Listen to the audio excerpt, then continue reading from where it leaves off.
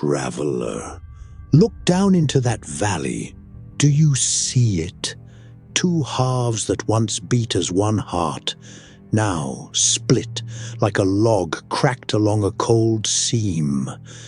The south side burns warm and bright, hearths lit, chimneys rising, laughter drifting like smoke to the stars.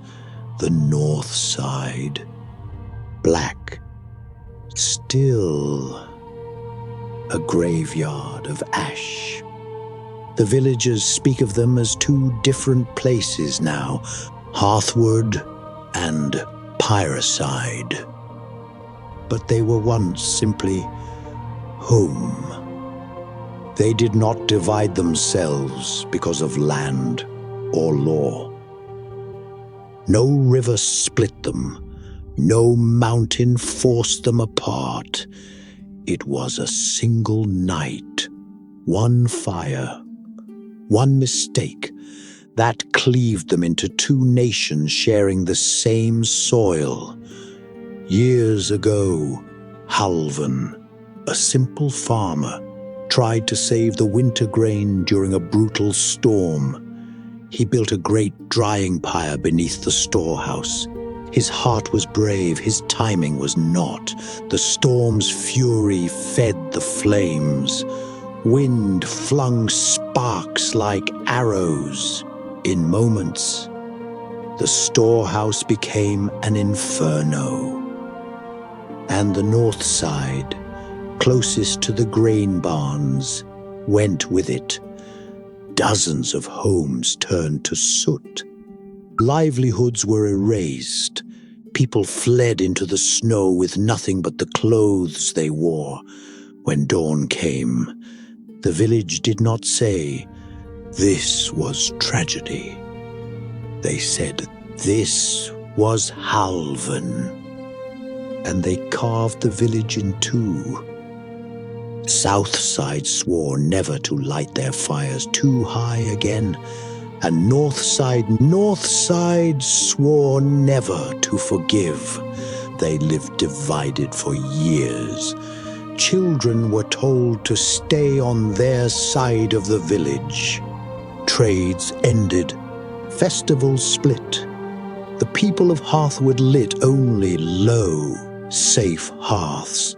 The people of Pyreside lit nothing at all, too wounded to trust a single spark. A wound left untreated does not heal. It calcifies. I arrived in the valley long after the fire. Both sides watched me with suspicion, each certain I was aligned with the other.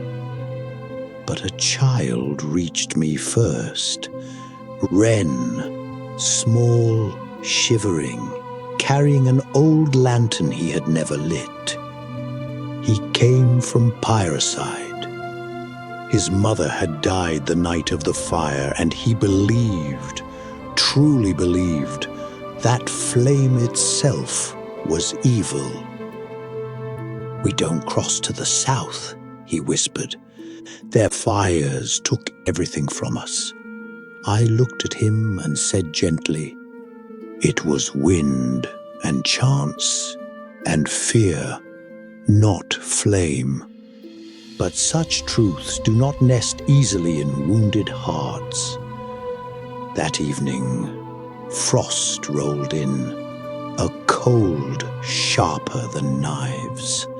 Pyreside huddled in their dark homes, refusing to strike a spark.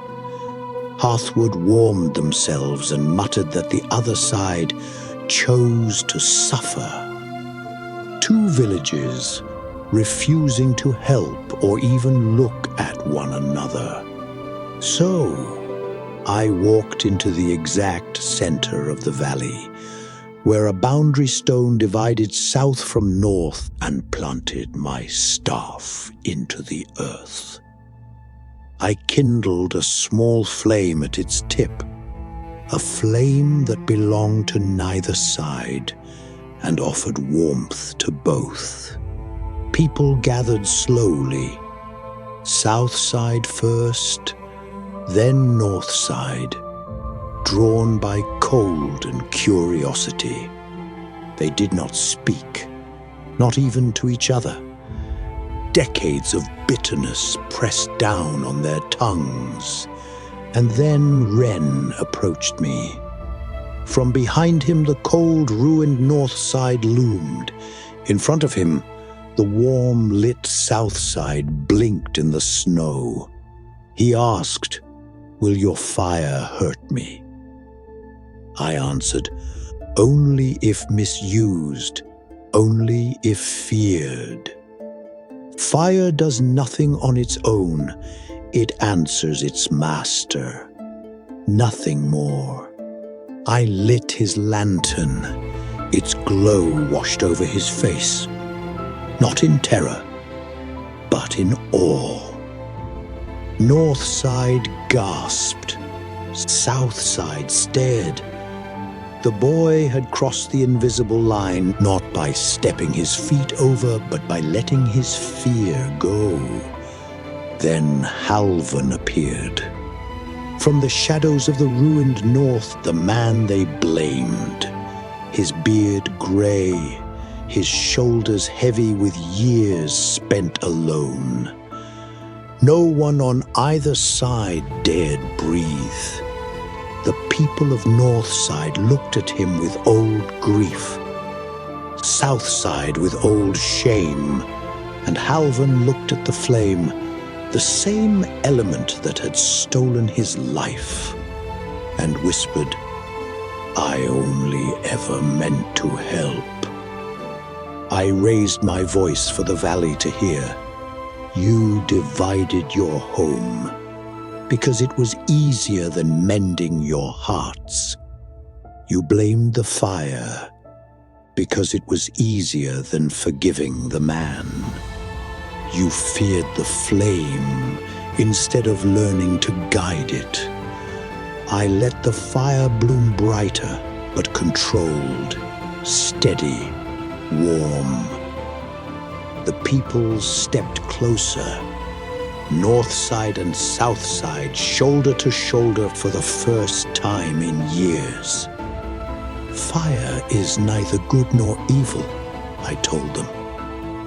It is the hand that wields it that decides its fate. Ren held his lantern high, and Halvan knelt by the flame, tears steaming on his cheeks. By dawn, both sides shared the same fire pit. Children played together in the snow. Halvan was welcomed back into the fold. The boundary stone was buried beneath new fallen drifts. Two villages became one again, not because of the fire itself, but because they finally understood it. Power is not the enemy. Fear is not wisdom. And division is the coldest death of all. The greatest truths are forged in the crucible of failure. Go now, traveler, and remember, fire is neither good nor evil. It is the hand that wields it that decides its fate.